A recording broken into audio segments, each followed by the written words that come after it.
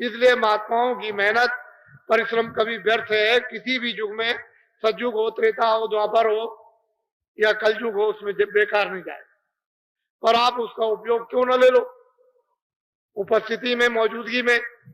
ये नहीं कि आपने कोई बड़ी चीज पाई और उसको रख दिया और फिर उसके बाद जब समय आया, आपको चेतना आई तो कहे भाई हमारी तो चीज कहाँ है, तो ढूंढने लगे, वो तो अब गायब हो गई।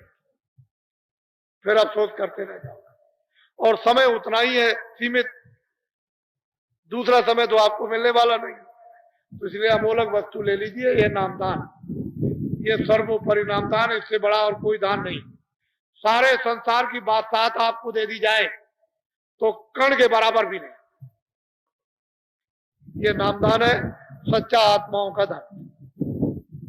उसको आप प्राप्त कर लीजिए बड़ी श्रद्धा के साथ, प्यार से। जो मैं परमात्मा का नाम बोलूंगा, सब लोग एक साथ एक आवाज में बोलना। जो भगवान का नाम मैं बोलता जाऊंगा, आप बोलते जाना। जब मैं चुप हो जाऊंगा तो आप भी चुप हो जाना। लेकिन सबकी आवाज एक साथ निकलनी चाहिए, जिससे मैं ये समझूं कि आप नाम का शुद्ध उच्चारण कर रहे हो। इसमें हिंदू हो, मुसलमान हो, सिख हो, ईसाई हो, कोई भी हो, किसी को परहेज करने की जरूरत नहीं है, घृणा करने की कोई जरूरत नहीं। सबके लिए सब चीजें आ जाएंगी। लेकिन पहले जो बोले उसको सब लोग एक साथ बोलना, आगे पीछे, क्योंकि आप दूर दूर से चल करके आए हो। अब आप इन बातों को ध्यान से नोट करो। मेरे पास में कोई जाति, इस किराए के मकान का नाम तुलसीदास। आश्रम मथुरा में है। मैं अपना परिचय दे रहा हूं और यहीं से आपको एक दूसरा खंड प्रारंभ करने जा रहा हूं। इस किराए के मकान का नाम तुलसीदास, आश्रम मथुरा में है। सारे हिंदुस्तान में जय गुरुदेव नाम का प्रचार करता हूं। ना मेरा नाम, ना आपका नाम, उस परमपिता परमात्मा का, उस ब्रह्म का, उस सर्वशक्तिमान, उस खुदा, उस गाड का। मैंने अपना पूरा परिचय आपको दे दिया। मेरे पास जाति कोई बच्चा नहीं। मुझे न राष्ट्रपति की ख्वाहिश, न प्रधानमंत्री की ख्वाहिश, न मुझको राष्ट्रपति बनना, न मुझको प्रधानमंत्री बनना। ये सब चीजें लिखने की हैं। मेरे पास कोई बच्चा नहीं है कि मैं झूठ बोलूंगा, धोखा दूंगा, बेईमानी करूंगा, चोरी करूंगा, वादा खिलाफी करूंगा, आपको ठगूंगा, आपको धोखा दूंगा, आप पर डकैती डालूंगा। मेरे पास कोई बच्चा नहीं। मैं फकत बैठा हुआ हूं। मैं तो ये समझता हूं कि ये जितने भी खड़े और बैठे हैं सब मेरे बच्चे हैं। आत्म दृष्टि से, ज्ञान दृष्टि से तो आप मेरे सब बच्चे हो। व्यवहारिक दृष्टि से आप अपने माँ बाप के बच्चे हो। व्यवहारिक दृष्टि से तो मुझे आप अपना दोस्त बना लो, तुम मेरे दोस्त बन जाओ। लेकिन ज्ञान दृष्टि से तो तुम बच्चे हो। मैं आपको अपना बच्चा समझता हूं। अब यहां से मैं शुरुआत करता हूं। मैं उस जमाने का आदमी हूं जब अंग्रेजों का राज। मैंने अंग्रेजों के राज को, उनके अधिकारियों को, कर्मचारियों को, उनकी व्यवस्थाओं को, उनके न्यायालयों को होश में देखा, बेहोशी में नहीं। उनके राज में 1 रुपए चांदी का 60 किलो गुड़, 60 किलो चना, 60 किलो चावल बाजार में बिकता था। मेरे पूरे होश में 6 पैसा तोला चांदी बिकती थी। मेरे पूरे होश में अच्छी तरह से 12 रुपए प्योर शुद्ध सोना 1 तोला मिलता था। क्षमा कीजिएगा, ना मैंने इतने कत्ल देखे, ना इतनी डकैतियां देखी, ना इतनी चोरियां देखी, ना इस तरह के न्यायालय देखे, ना इस तरह के अस्पताल, ना ऐसी दवाओं की फैक्ट्रियां देखी, ना ऐसे डॉक्टर, ना झूठे मुकदमे और ना झूठी गवाहियां। बड़े सीधे साधे सच्चे लोग गांव में रहते थे। और कोई घटना अकस्मात गांव में हो गई किसी से, चाहे ब्राह्मण हो, चाहे क्षत्रिय हो, चाहे छोटा हो, कोई किसी तरह का हो, फौरन शाम को पंचायत बैठ गई बुजुर्गों की, और तुरंत बिना कचहरी, बिना न्यायालय के, बिना पैसे और बिना स्टाम्प के फौरन बैठ करके और बात फौरन पता चल गई कि किसका इसमें कसूर है किसका नहीं। मालूम हो गया बेटा तुमने ये बुरा काम किया। ये लोग 5 रुपए, अगर ज्यादा कोई जुल्म हुआ तो 5 रुपए प्रसाद जाओ कन्याओं को खिलाओ, नहीं 8 आने का। ज्यादा कसूर हुआ तो 1 महीने का हुक्का बंद, और ज्यादा अगर गलती हो गई तो साल भर का हुक्का बंद।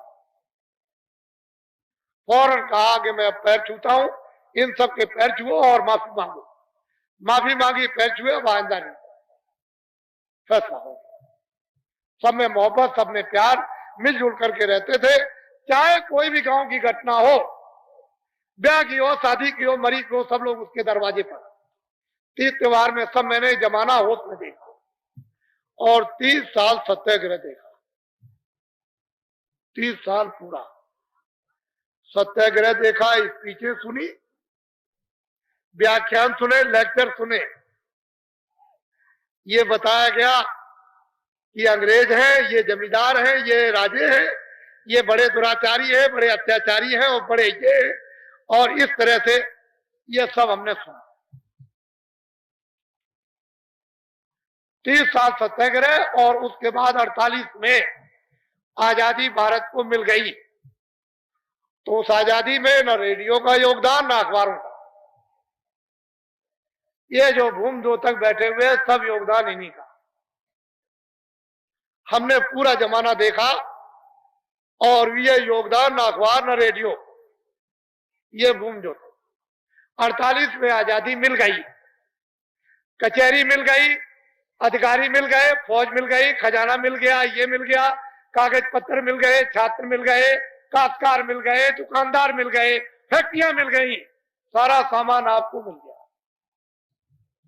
अब मैं आप सबसे पूछना चाहता हूं कि ये सब सामान मिल गया, और आप क्या लेक्चरों में कहते थे, देश मेरा है, भूमि मेरी है, हम सबको निकाल देंगे, आजाद हो जाएंगे, और ये करेंगे, सब मेरा है, ये रामायण मेरी है और गीता मेरी।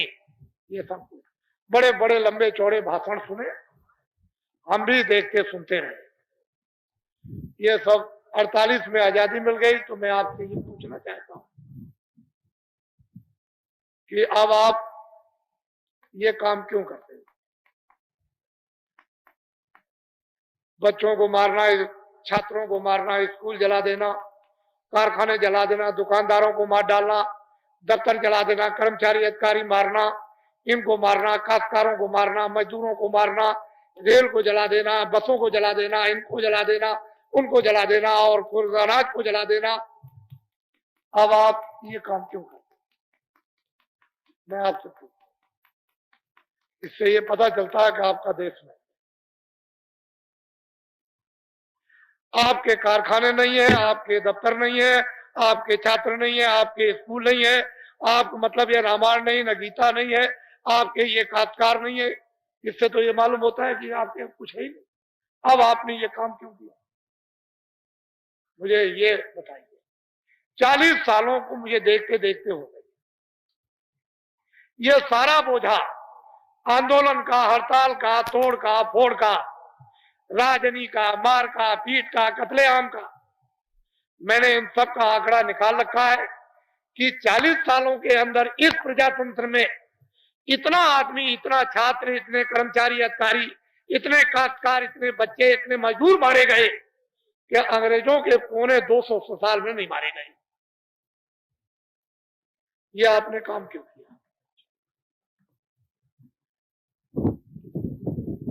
अब देश आपका हो गया, फौज आपकी हो गई, खजाना आपका हो गया, कारखाने आपके हो गए, खेती आपकी हो गई, ये सब चीजें आपकी, बच्चे आपके हो गए, स्कूल आपकी। आप ये काम क्यों करते कराते हो? मैं सोचते सोचते जब मैं ये उपदेश कर रहा था कि भजन करो, भजन करो, आत्मा का कल्याण करो, भजन करो, अच्छे आदमी बनो, अच्छे इंसान बन जाओ, तुम मेहनत करो, मतलब ईमानदार रहो, तो ये चिल्लाते हैं कि मुझसे नहीं, मैं भजन नहीं करता। क्यों नहीं कर सकते? झूठे मुकदमे 20 चल रहे,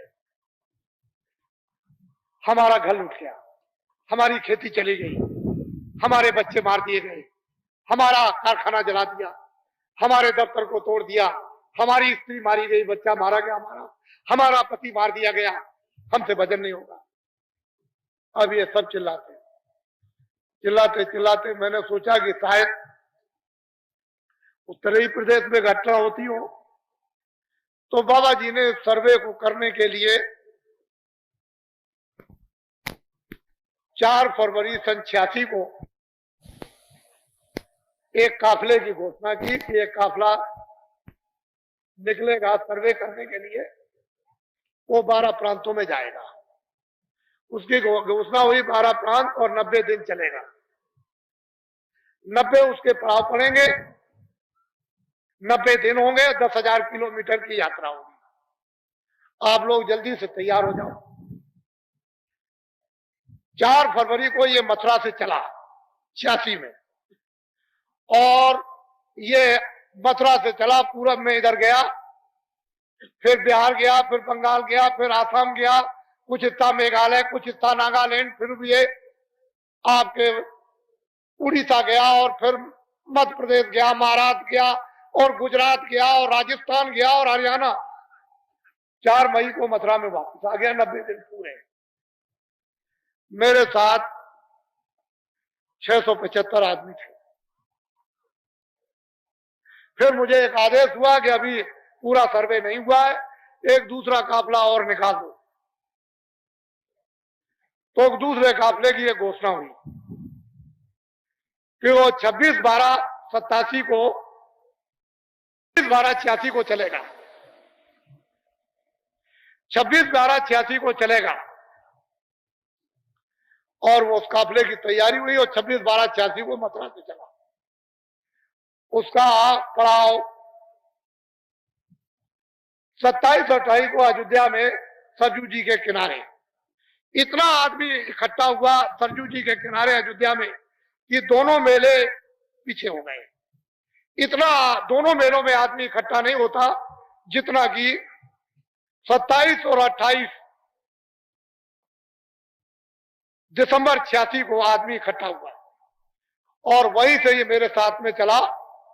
तो ये 29 को बहराइच, फिर लखीमपुर, पीलीभीत, फिर बरेली, फिर उसके बाद मुरादाबाद, हापुड़, मुजफ्फरनगर, सहारनपुर, फिर ये सीधा हरियाणा में 7 पड़ाव करता हुआ गंगानगर के पार से रावतसर, सरदार शहर, सुजानगढ़ और सीकर और जयपुर और टोंक, उसके बाद बूंदी, बूंदी के बाद झालावाड़, और उसके बाद मध्य प्रदेश में आगर, देवास, देवास से चला धार, धार से फिर ये चला गुजरात में संतरामपुर, और वो गुजरात में होते हुए अहमदाबाद के बगल से, और बीच बड़ौदा शहर में मेरे साथ 50,000 आदमी से ऊपर थे। 50,000 आदमी से ऊपर थे मेरे साथ। 80 दिन का कार्यक्रम था, 8,000 किलोमीटर की यात्रा थी, और 80 पड़ाव थे। अब ये गया महाराष्ट्र में, फिर इधर गया गुजरात, महाराष्ट्र, और कर्नाटक गया मेरे साथ 50,000 आदमी से ऊपर। कर्नाटक से फिर उसके बाद फिर आया मध्य प्रदेश में, फिर उसके बाद में चला गया उड़ीसा, और उड़ीसा के 7 जिले किए। उड़ीसा से बंगाल, बंगाल से बिहार, और बिहार से 15 मार्च को सन 87 में त्रिवेणी संगम इलाहाबाद में इसका समापन।